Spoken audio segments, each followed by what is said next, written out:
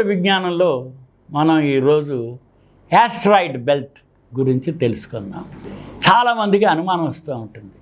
మన సూర్యుడు చుట్టూ దగ్గరలో బుధగ్రహం ఉంది, మెర్క్యూరీ అంటాం. తర్వాత శుక్రగ్రహం, వీనస్. తర్వాత మూడోది మన భూమి, నాలుగోది మార్స్, అంగారకుడు.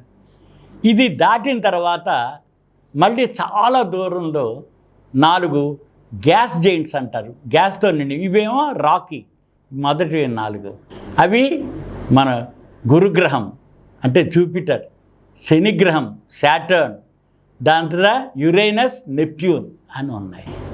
అంగారకుడికి గురుగ్రహానికి మధ్యలో అంటే మార్స్కి జూపిటర్కి మధ్యలో యాస్ట్రాయిడ్ బెల్ట్ అని ఉంది.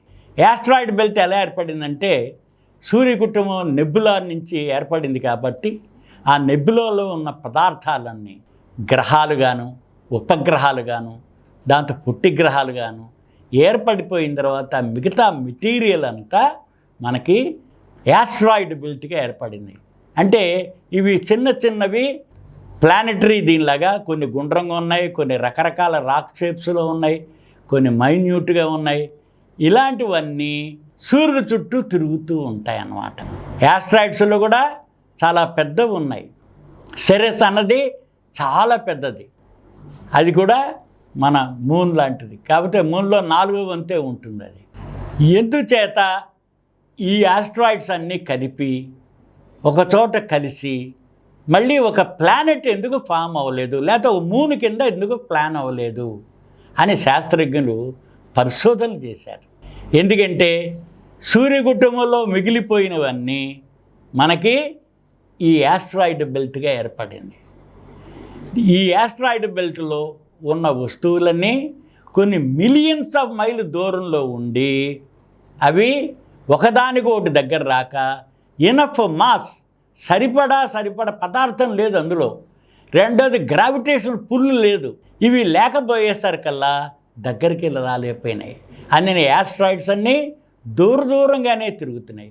మరొకటి ఏంటి అంటే సూర్యుడి తర్వాత అతి పవర్ఫుల్గా ఉన్న మన గ్రహం ఇంకోటి జూపిటర్ యొక్క ఇన్ఫ్లుయెన్స్ వలన జూపిటర్ చాలా లాగేసుకుంది. ఆ ఇన్ఫ్లుయెన్స్ వలన అందులో ఇమిడ్ చేసుకుంటుంది అన్నమాట. ఏదైనా దగ్గరగా వస్తే లాగేసుకుంటుంది.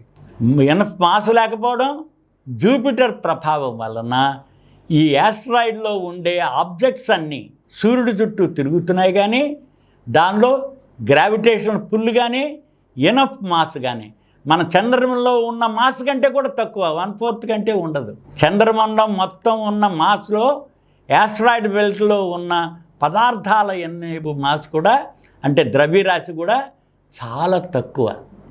దానిలో ఎనఫ్ ఫోర్స్ లేకపోవడం, దాంతో జూపిటర్ యొక్క ఇన్ఫ్లుయెన్స్ ఉండడం వలన అవి వేరుగానే తిరుగుతున్నాయి.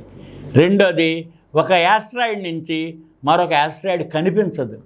ఎందుకంటే మిలియన్స్ ఆఫ్ మైల్, లక్షలాది మైళ్ళ దూరంలో ఒకదానికి ఒకటి దూరంగానే అవి కొట్టుకునే అవకాశం లేదు. ఒకదానితో ఒకటి ఇంటరాక్ట్ అయితే కనీసం పగిలి మళ్ళీ ఒక శుద్ధగా తయారవుతుందేమో అని అనుకుంటే అలా కూడా జరగట్లేదు.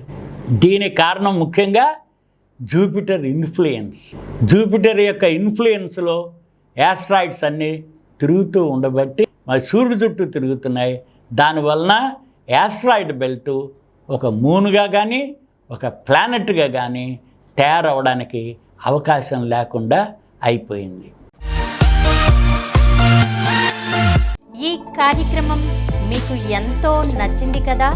ఇటువంటి మరిన్ని వీడియోల కోసం అనతి కాలంలోనే 20 కోట్లకు పైగా వ్యూస్ సాధించిన సమరం ఛానల్ సమర్పించు సమరం సైన్స్ వరల్డ్ ఛానల్కు సబ్స్క్రైబ్ చేయండి, లైక్ చేయండి, మీ ఫ్రెండ్స్కి షేర్ చేయండి.